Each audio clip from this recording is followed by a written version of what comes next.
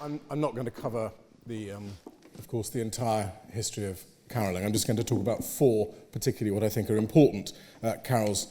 Importantly, it strikes me now that actually they're not carols, any of them, they're hymns, but they are what I think would pass for Christmas carols these days. I want to start on Wednesday, the 6th of April, 1580, when there was an earthquake in the Dover Straits. And the Dover Straits earthquake was felt in northern France, it was felt in northern Belgium, and it was also felt in southeastern England. In fact, 2 children were killed as a result of the 1580 Dover Straits earthquake, and the spire of the old St Paul's Cathedral was damaged, so it was quite an event.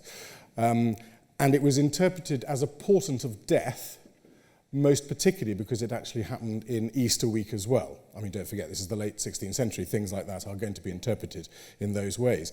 And indeed, a ballad to commemorate the event was written by one Thomas Deloney, who was a Norfolk-born London writer.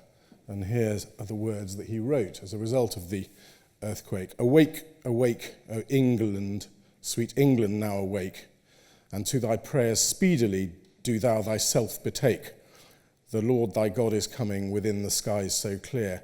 Repent with speed thy wickedness, the day it draweth near. And when Awake, Awake, O England, which commemorated that dreadful quake of 1580, was sung in the streets of London, it sounded like this.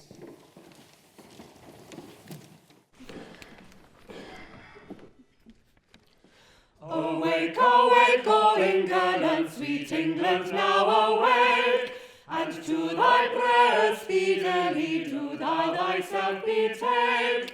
The Lord thy God is coming within the sky so clear. Repent with speed thy wickedness, the day it draweth near. The day it draweth near.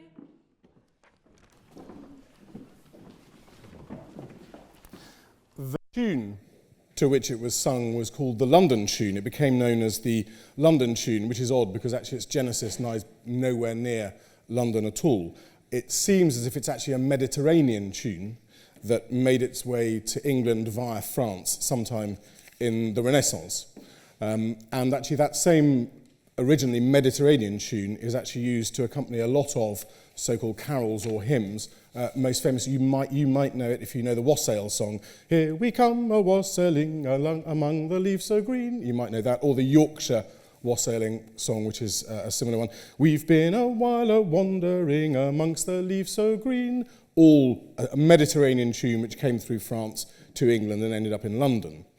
But this London tune then became a vehicle for some particularly muscular Christmas poetry. From sluggish sleep and slumber, good Christians all arise. For Christ's sake, I pray you, lift up your drowsy eyes. The night of shame and sorrow is parted clean away. God give you all good morrow and send you happy day.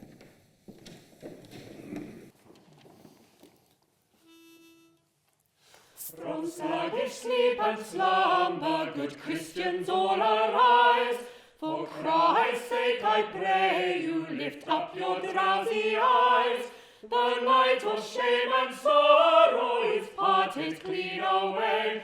God give you all good morrow and send you happy day. And send you happy day.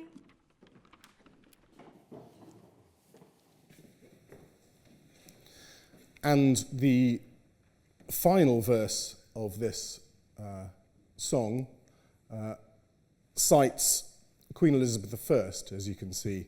Lord save our gracious sovereign Elizabeth by name, which is nice because at least it gives us a late 16th century point at which we can say this had definitely come to London and was definitely now associated with Christmas, which of course we now know it to be, not exclusively, but certainly most pertinently.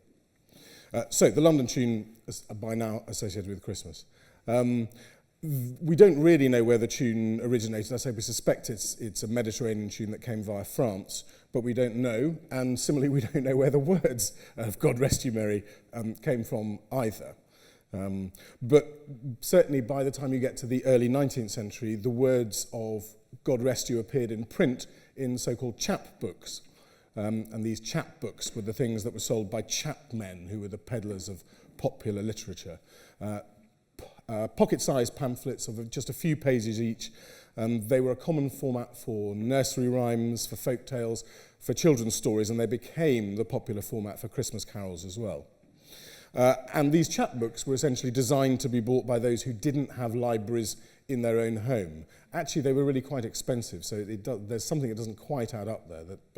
But nevertheless, that was what their use was for people that couldn't afford to have a library. They were able to buy individual pamphlets, so-called chapbooks.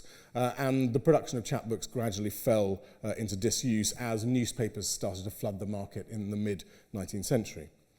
In 1823, William Hone listed God Rest You Merry as, this is the thing that he published in 1823, his Ancient Mysteries described. Hone was a fabulously interesting man. He was a writer and a bookseller, but his particularly great contribution was that he was very keen on freedom of the press, and he was probably what we'd regard as the first investigative journalist as well. He did a lot of stuff, but one of the things that he did was published this book, The Ancient Mysteries, described in 1823, as it says at the bottom. And he lists his 89 most printed carols of the day, and they're in alphabetical order. There's God Rest You Merry Gentlemen. So we know that in 1823 it was one of the top 89. It's a strange number to choose, but that's what he went with. And here's the carol text as it appears printed by Joseph Smart in Wolverhampton in the early 19th century. If you read it, you'll note that there's an extra syllable, slightly irritating, there's an extra syllable there in the 6th line. We've got there, which long time were gone astray, which we solve these days by having when we were gone astray.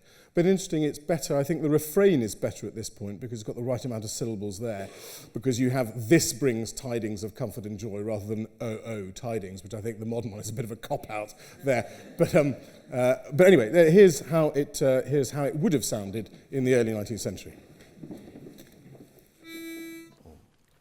God rest you, merry gentlemen, let nothing you dismay.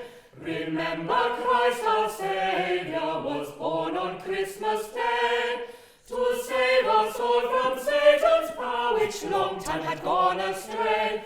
This brings tidings of comfort and joy, comfort and joy. This brings tidings of comfort and joy. So I'd make a case for bringing back that original, and good luck with trying to introduce that into your churches, but I do think the refrain there is particularly worth our attention. What Smart does do, interestingly, he avoids one of the hottest, biggest issues in the carol world, Commagate, as I've called it. He in this Joseph Smart in his Wolverhampton print, he avoids Commagate entirely. There should be a comma in the first line of this carol, and he doesn't include one at all, but it should be placed after the word merry, although frequently it's put after you, depending on which carol book you're looking at. Shakespeare had the same comma moment in As You Like It. He had it all sorts of places, but the most obvious one is in As You Like It, Act 5, Scene 1. There it is in the first folio of 1623. You've got William bidding farewell to Touchstone, and he says, God rest you merry, sir, which again avoids the punctuation altogether. Clearly what it should be, and by the time you get to 1685, by the time you get to the 4th folio, it's very clear. God rest you merry, comma, sir.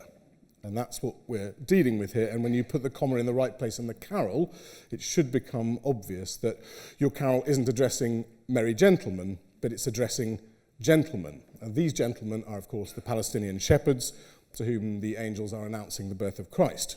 So what the carol is doing is it's asking the shepherds to rest merry, in other words, to remain merry, in other words, don't panic. They shouldn't be afraid. God rest you merry, comma, gentlemen is the correct punctuation. Further proof that God Rest You Merry was a popular carol of the early 19th century is provided by the fact that it's included in Dickens's A Christmas Carol of 1843. Indeed, it's the only carol that Dickens does mention in the novel. And you'll doubtless remember this bit where the young boy, as it is here, stooped down at Scrooge's keyhole to regale him with a Christmas carol. But at the first sound of "God bless you, merry gentlemen, may nothing you dismay," Scrooge seized the ruler with such energy of action that the singer fled in terror. So that's your only mention of a Christmas carol in A Christmas Carol. But it's interesting that it's God Rest You Merry. Or, as he has it here, God Bless You Merry. So, first of all, he introduces a popular corruption of the carol into the novel, and secondly, he changes it from gentlemen, the Palestinian shepherds, to gentleman, so he's addressing it actually to Scrooge. So it's quite an interesting way in which he's transformed this thing into some kind of addressing the old man from the street, and thereby, not only mucking around with the punctuation, but completely changing the whole idea of what the carol is about. 17 years later, in 1860, William Wallace Fyfe mentions God Rest You in Christmas, Its Customs and Carols. And Fyfe observed, interestingly, in the mid-19th century, he observed that it's both sung in the minor and in the major key. So we'll sing it now if you're in the major. This is difficult to do, actually. The trouble with carols, if you're trying to do a version that is not current. Anyway, good luck with this. But this is one way. God rest you, merry gentlemen, let nothing you dismay. Remember Christ our Saviour was born on Christmas Day, to save us all from Satan's power which long time had gone astray. This brings tidings of comfort and joy, comfort and joy. This brings tidings of comfort and joy. Very impressive, actually. Which gives a completely different take on it. In 1867, Bramley and Stainer opened their iconic publication of Christmas carols, new and old. I've got this as it's a lovely copy I've got here. It's not quite 1867, but it's from a few years afterwards. If you want to look at it afterwards, this is one of my treasured possessions. But anyway, this is the iconic Christmas carols, new and old, by Bramley and Stainer. And interestingly, the first carol in it is God Rest You. As you will know, with any publication, what you put at the front of it is terribly important. And the fact that God Rest You opens Bramley and Stainer in 1867, I think, is to be taken very seriously.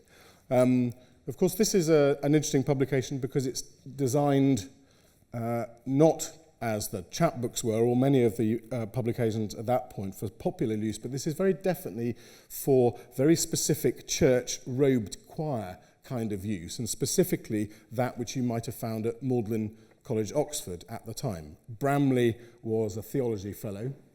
Stainer was the new director of chapel music, or informator choristarum, as they called it then, still call it now, incidentally.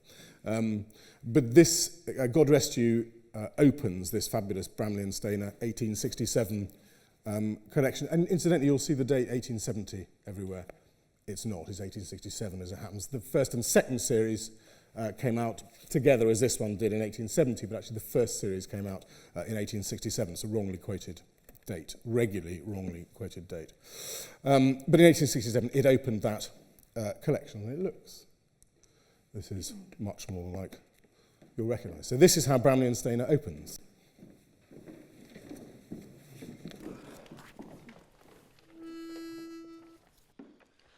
God rest you, merry gentlemen, let nothing you dismay. Remember Christ our Saviour was born on Christmas Day, to save us all from Satan's power when we were gone astray. Oh, tidings of comfort and joy, comfort and joy. Oh, tidings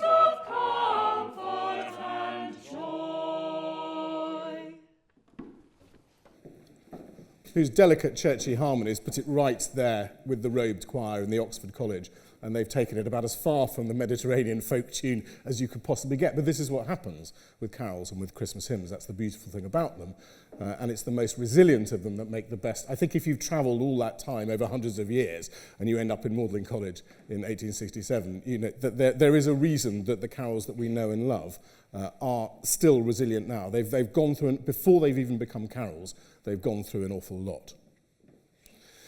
At the end of the 19th century, the Musical Times noted that it is so familiar as to be called by many the Christmas carol, as if there were no others. So that's proved by Dickens, and it's proved by the Musical Times at the late 19th century, proved by the fact that it opens Bramley and Stainer. God Rest You Merry really is the famous carol of the 19th century.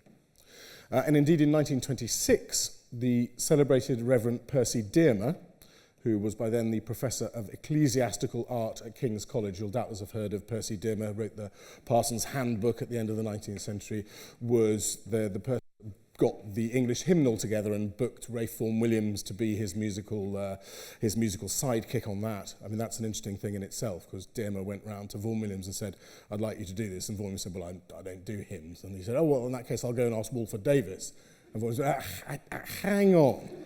And thereby gave himself 2 years of extraordinary hard work. But it seems it was professional jealousy. Anyway, I digress. Percy Dearmer, the wonderful Percy Dearmer, in 1926, probably his least impressive act was that he wrote a play called The Christmas Party, in which the following extra is really, I've taken it from the original book just so you believe me.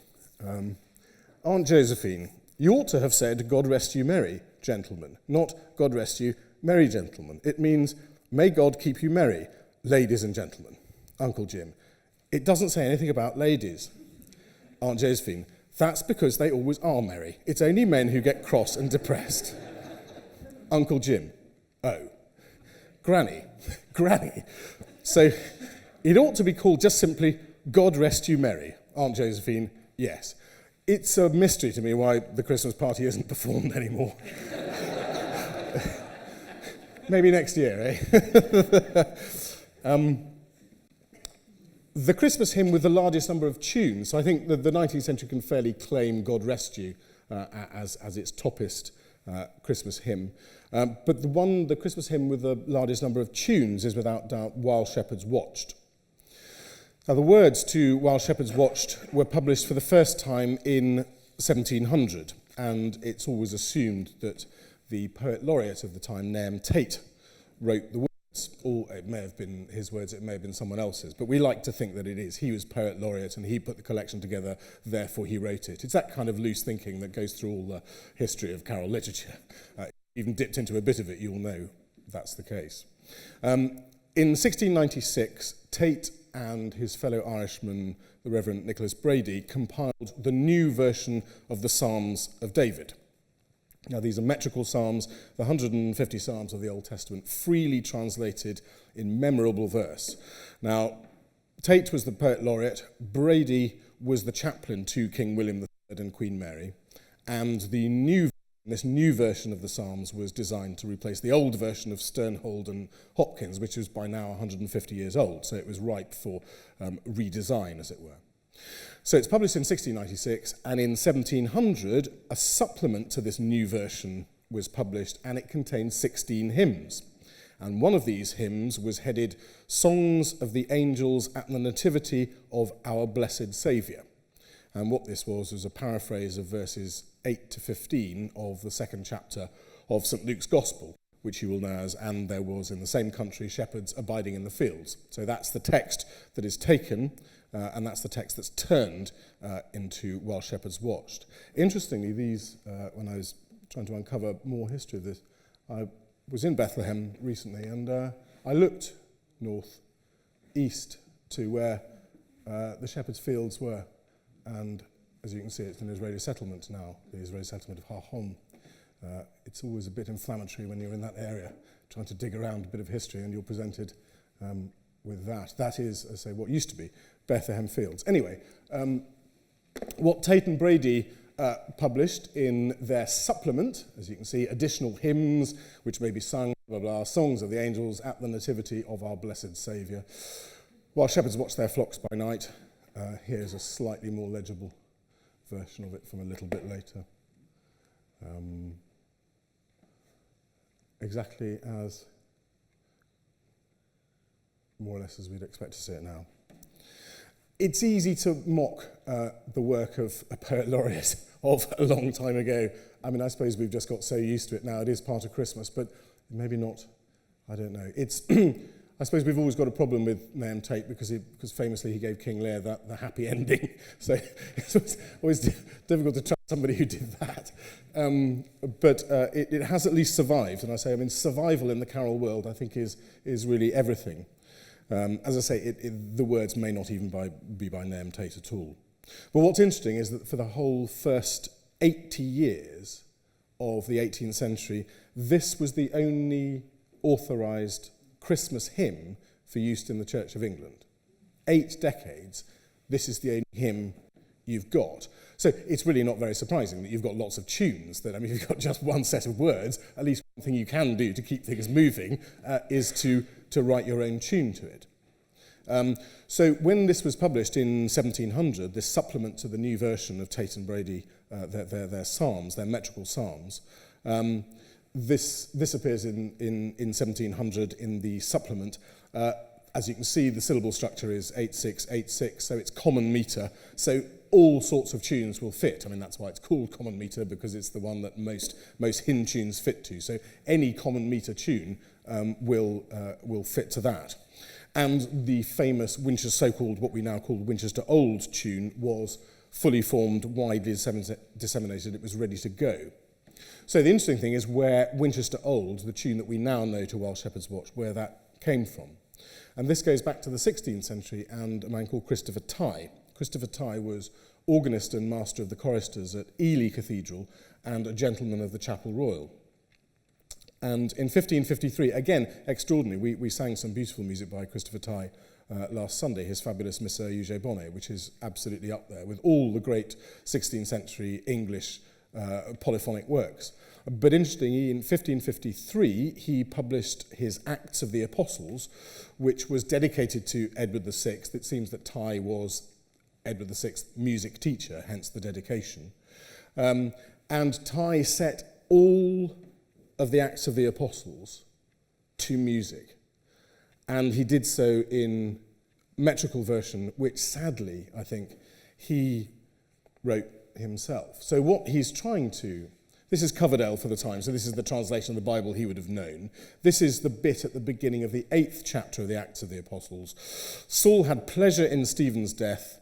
At the same time, there was a great persecution over the congregation at Jerusalem, and they were all scattered abroad in the regions of Jewry and Samaria, except the apostles. So that's Coverdale. What Tye does with it, and that's the musical representation, but the words are these. The death of Stephen did Saul comfort, who did agree with them that would have slain the godly sort then at Jerusalem. Scattered they were both far and nigh, and through the regions crept, of Jewry and of Samaria, the 12 only except. As I say, as a musician, Tye was absolutely the finest of his era. As a poet, maybe not so much.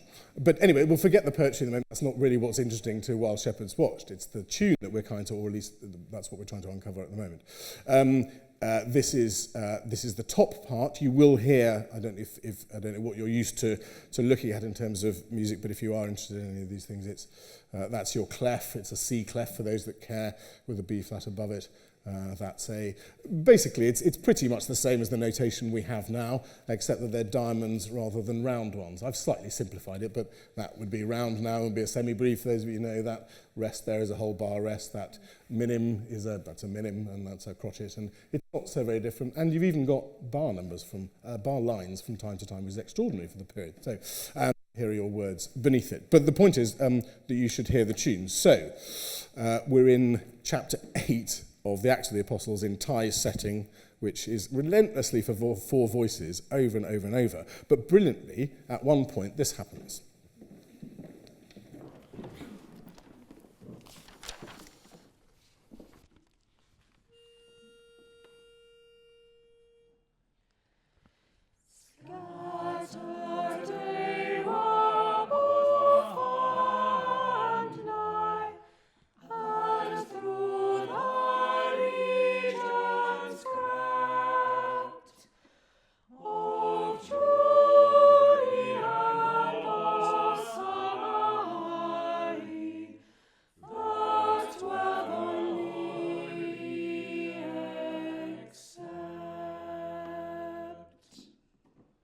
which is I'm always trying to work out why it is that tiny passage from an otherwise, in my opinion, overlong and quite turgid work should have been picked out. And I think it's just as simple as actually it's a really good bit. And it's shown in relief against the rest of it. I'm dissing Christopher Tye now, which is shameful, but I'm only dissing this particular piece and his particular setting of these English words, or his invention of these English words. So it spends 40 years as the Acts of the Apostles by Christopher Tye. And then in 1592, George Kirby comes along and uses Tye's brief little tune from that moment of the first verse of the 8th chapter of Acts. And as I say, I think it's just because it's a very beautiful bit. Tye was a composer to whom you might want to pay homage at the end of the 16th century, and that is a particularly good bit. I'm still working on it, trying to work out if there's more to it than that, because I'd like there to be more to it, but it could be it's just a nice bit. George Kirby was a musician working at Rushbrook Hall, which is near Bury St Edmunds, and he was one of the sundry authors who contributed to the whole Book of Psalms, which was published by Thomas East. And so what Kirby does, he's writing 40 years after the event, he's setting Psalm 84, which is set in a metrical version, and he comes up with this. And incidentally, it says at the front of this collection, the whole Book of Psalms, the unskillful with small practice may attain to sing that part which is fittest for their voice. So I booked you obviously some unskillful people to see if that does indeed work. But what's interesting here is this thing here. That little cuff, which is pointing to where the tune is, because you'll want to know that. So these are just two parts. On the other side of the page, which you can't see, will be the other two of the four parts. But what's interesting is that the tune is in the tenor part. Normally, these days, you'd expect the tune to be in the top part. But back then, the tune was put here, because this is basically, and with all due respect to Will and James, our tenors, this is the point where most normal people can sing. Nothing too high, nothing too low, nothing too difficult. It's the kind of ultimate, if you like, sort of medium-paced bowling, baritone, sort of where we all are most comfortable. And that's how it was done there. So you will hear now in Kirby's version, you'll hear Tye's wonderful tune, now to the words of Psalm 84 in a metrical setting, with its tune in the middle, as I say, in the tenor. Is thy dwelling place, O Lord of hosts, to me, the tabernacles of thy grace. How pleasant, Lord, they be.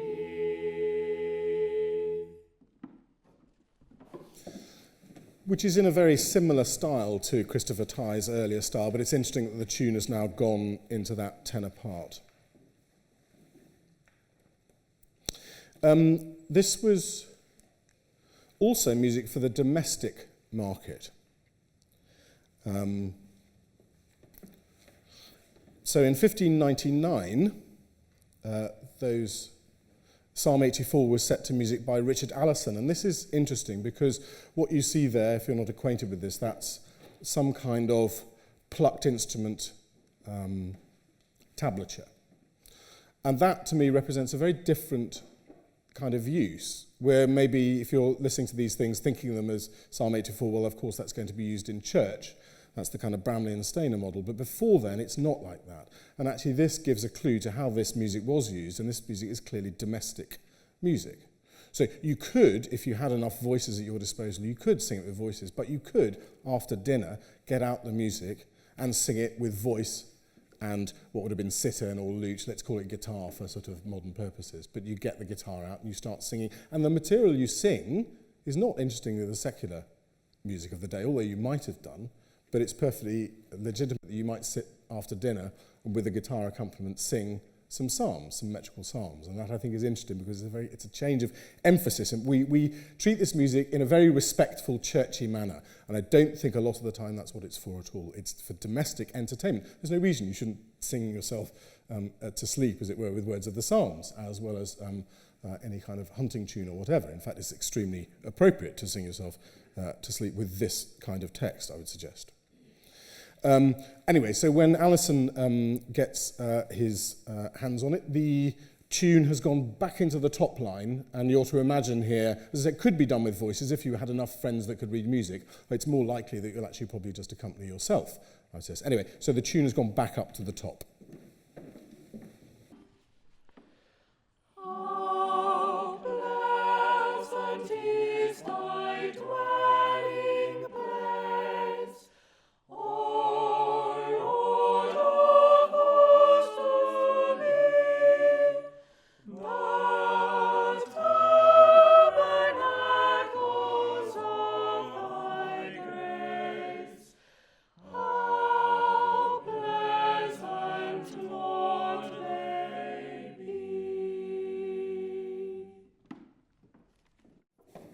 Which I think is a really lovely kind of domestic music making. And the final part of the jigsaw comes with the publication of Thomas Ravenscroft's The Whole Book of Psalms in 1621. Ravenscroft actually used the tune for several different psalms, one of which was Psalm 84, as we've just heard, and it seems that Psalm 84 was the most common one to which you would sing Ty's original tune. Ravenscroft moves the tune back down to the tenor part, and it's in Ravenscroft that you get the first reference to the Winchester type of it. It was just common in those days when you wrote one of these tunes to name it either after a place that you were associated with, or more normally of a place, a cathedral city, for instance, like Winchester, and this one became associated with that title, although, as far as I know, no particular connection to Winchester itself. And because Ravenscroft in 1621 calls it Winchester, we now call it Winchester Old. And in 1708, this tune appeared in the new supplement to the new version. So the words had appeared in 1700. In 1708, this tune also appears.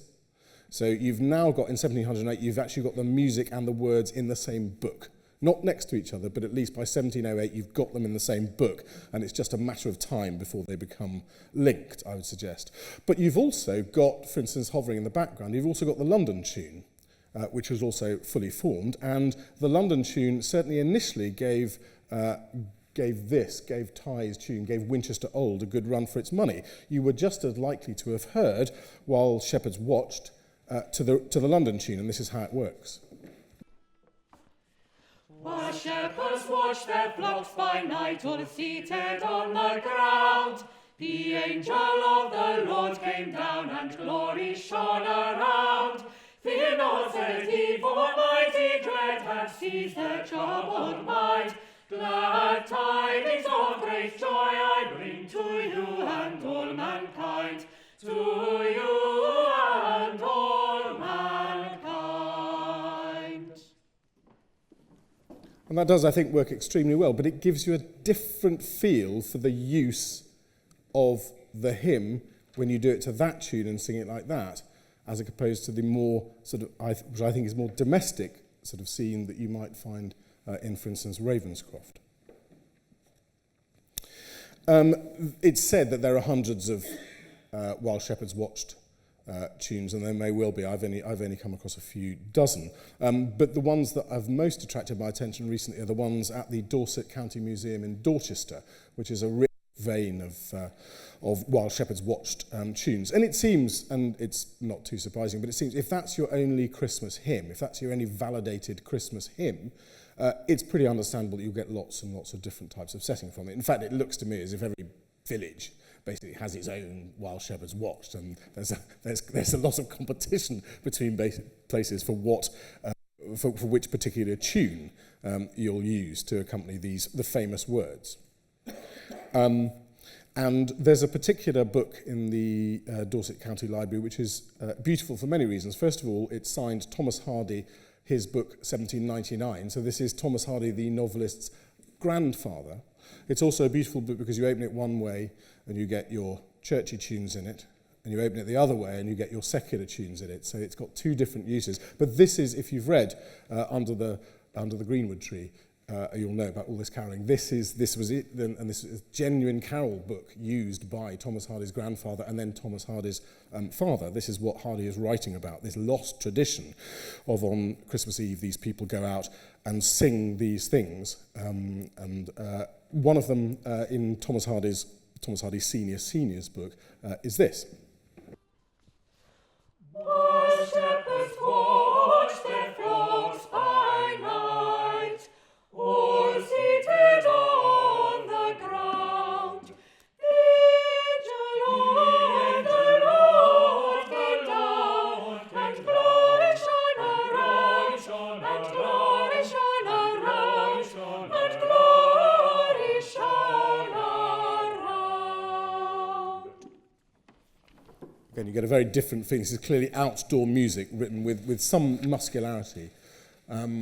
The words originally in that book are actually, as shepherds watch their breeding flocks in open fields by night, but I think the 19th century took that out because it's a little bit risque, the idea of actually the breeding flocks. We don't need that. So another good one in the Dorset County Museum is in George Hansford's book of 1830, which is personally my particular favourite. This I can really hear being used on Christmas Eve with all the sort of, I don't know, the instrumentation that doesn't sort of necessarily, it's just thrown together. You might have a cello, you might have a bassoon, you might have a flute, you might have people that can sing, but it really sort of doesn't matter. While shepherds watch their flocks by night, all seated on the ground, the angel of the Lord came down, and glory, glory, glory shone around, and glory shone around, and glory shone around, and glory shone around. Which I think is an excellently rustic setting of that. Yet in some parts of the north of England, and particularly certain parts of Yorkshire, Cranbrook is the only tune that people will sing while shepherds watch too. This is the tune of On Ilkley Moor Bar Tat, and it does seem to work particularly well. But there are a number of people in Yorkshire who believe that that is the only tune to which it be sung. That is, of choice, their number one tune. While shepherds watch their flocks by night, all seated on the ground, the angel of the Lord came down, the angel of the Lord came down, glory be to God, and glory shone around, and glory shone around, and glory shone around.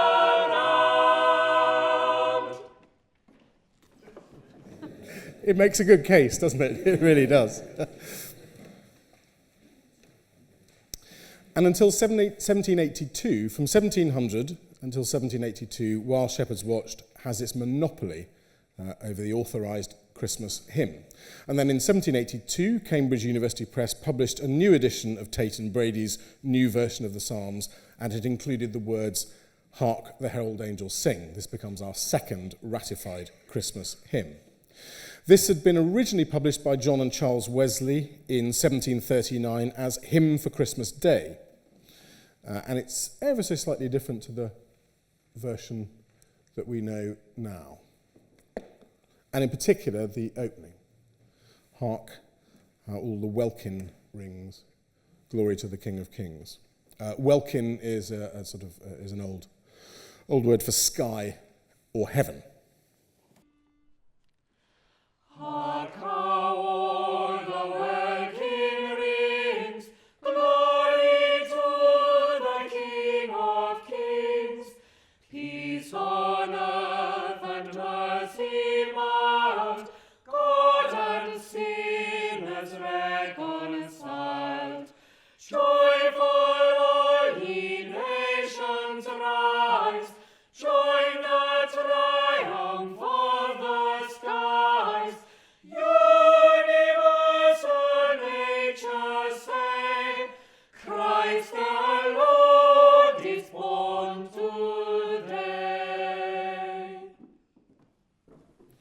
So those are the original Wesley words from 1739. George Whitfield was a Calvinistic 18th century Methodist leader. He was teased at school for his squint, but more importantly, he was teased for the fact that he spent all his spare time writing sermons. The payoff for that was he did become the best preacher of his age, but then he got his 10,000 hours in early. He included 4 hymns for Christ's birth, as he put it, in his collection of hymns for social worship. And he was the one, it was George Whitfield, the sermon writer, that got rid of that opening couplet and replaced it with the one we know. And then in 1760, the Reverend Martin Madden had another go. Madden is a slightly odd character. He was known for his advocacy of polygamy. He was a priest, a barrister, a useful musician as well. But Madden was the one that came along and changed the last couplet. So you get, with the opening couplet and the last couplet changed, you get the version that we know today. But the point is, changing words to carols, of course, happens, or hymns, happens all the time. Changing the opening words to hymns and carols happens much less, but it happened in this one, and it's very much here to stay. You wouldn't anymore persuade people to sing "Hark, Herald the Welkin Rings," I think. "Hark, the Herald Angels Sing" is what it is. But interestingly, this has always become, therefore, I think, because it went through that initial transformation, it's become one of those that people use scurrilously to carry other words. I mean, I've certainly been aware when I was a cathedral chorister, quite a lot of words were changed to carols, and this was the one that we most often used. What I didn't realise when I was a chorister, I was actually following a long line of this kind of thing, and in December 1936, following the abdication of King Edward VIII, as you know, a fortnight before Christmas, as a result of the abdication in December 1936, this is what you might have heard in the servants' quarters. Hark the herald angels sing, Mrs. Simpson's pinched our king. I have a first-hand account of somebody who I love it, Mrs. Simpson's pinched our king. It's so very 1930s, isn't it? But it does suit very well to this carol, which actually is extremely, like all good carols should be, thoroughly adaptable. The tune is by the German composer Felix Mendelssohn, and Mendelssohn in the early 19th century was the darling of the British music scene. He visited Britain 10 times over an 18-year period. He was much admired by Queen Victoria. He was much admired by his fellow German, Prince Albert. And in 1840, Mendelssohn had written a cantata for the 400th, or the perceived 400th anniversary of the birth of the printing press. So this was a celebration of the work of Johannes Gutenberg, which happened in Leipzig, which was at the time the centre of the book trade in eastern Germany. Mendelssohn scored this work, this cantata, in praise of Gutenberg for male chorus. When I was just writing out what it scored for, it struck me itself as if it was a Christmas list, because you have 4 French horns, 3 trombones, 2 trumpets, and a rasping ophicleide. So I said, 4 French horns, 3 trombones, 2 trumpets in C, and a rasping ophicleide. An ophicleide, if you don't know, is a bass bugle. It was the predecessor to the tuba in the orchestra. I think there's a reason that the bass bugle has gone, the ophicleide has gone from the orchestra. The words the German words that Mendelssohn set mean, "Fatherland, in your provinces the golden day began once upon a time. Germany, your people saw the flicker. Gutenberg, the German man, lit the torch." It's intensely patriotic material. And for this reason, Mendelssohn always wanted it to be translated into English, but he said it would never work. It would absolutely never work to sacred words, which is quite ironic given what happened to it next. But Mendelssohn wanted it translated to English. He wanted the cantata to be better known. It's still more or less never performed, and it is a fine piece. But it took one William Cummings, who was a London singer and music antiquary, it took him to come along and work out that Hark the Herald Angels Sing fitted to Mendelssohn's music. Cummings had actually sung Elijah for Mendelssohn when Mendelssohn conducted the premiere. So there was a previous contact between Cummings and Mendelssohn. What's so sad is that Mendelssohn had died by the time that Cummings worked out that the words fitted this fabulous tune. But originally what Mendelssohn presented us with was this. Vaterland, in deinen Garn brachte goldene Tag einst an. Deutschland, deine Völker sahen, seinen Schimmer niedertan. Gutenberg, der deutsche Mann,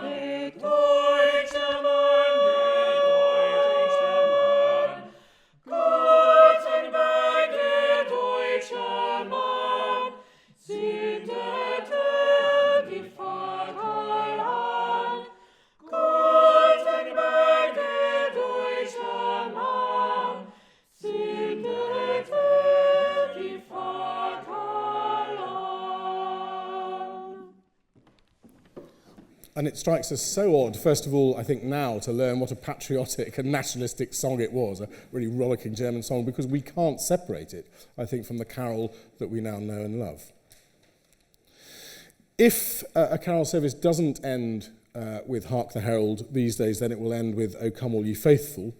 The first appearance of O Come All Ye Faithful is as a Latin hymn in a manuscript dating from around 1740. And well over a century later, it had fared so well that William Wallace Fyfe reported that no carol is in more universal use. Fyfe also said that it is claimed by Roman Catholics as peculiarly their own. And the earliest Latin version of it is given here.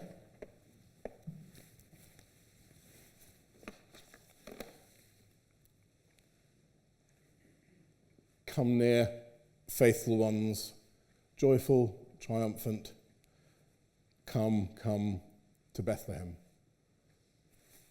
That's its original version. Adeste fideles, laeti triumphantes, venite, venite in Bethlehem.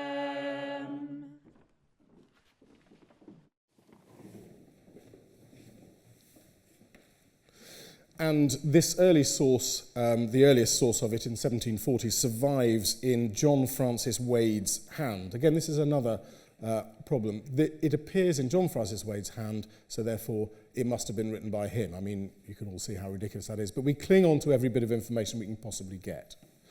The other thing which has become common at the moment is that we know that Wade, apart from copying out this carol, he often added Jacobite doodles to his writings. And so as a consequence, it's been suggested, particularly by Bennett Zon, Professor Zon, who says that there is a specific connection between Adeste Fideles, this, and the 1745 Jacobite uprising. And I suppose it's possible that supporters of the Young Pretender could have been the faithful ones of this opening hymn. But again, it all strikes me that we just need to invent histories for these things, even when they don't exist. Was it by Wade? Was it anything to do with the Jacobite rebellion? This hymn was also originally referred to as the Portuguese hymn, and that's even more ridiculous, because the Duke of Leeds in 1795 went to the Portuguese embassy in London, and in the chapel heard this. So he goes, well, it's the Portuguese embassy, it must be Portuguese. So these things, and that hung around for another 100 years, people calling it the Portuguese hymn, because one bloke heard it in one particular place. As I say, now we're saying it's a rallying cry for the Jacobites. Who knows? But anyway, this is what it is originally.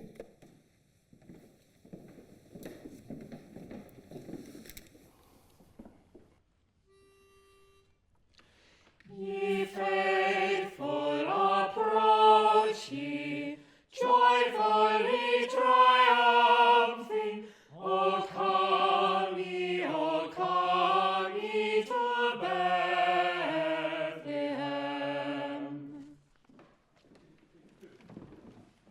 it could be a rallying cry for the Jacobite rebellion, but I'm not sure. It works very well for the first 2 lines. I think it works less well after that. From there on, it was a small step to replacing it with the words that we now know. O come, all ye faithful, joyful and triumphant. O come ye to Bethlehem.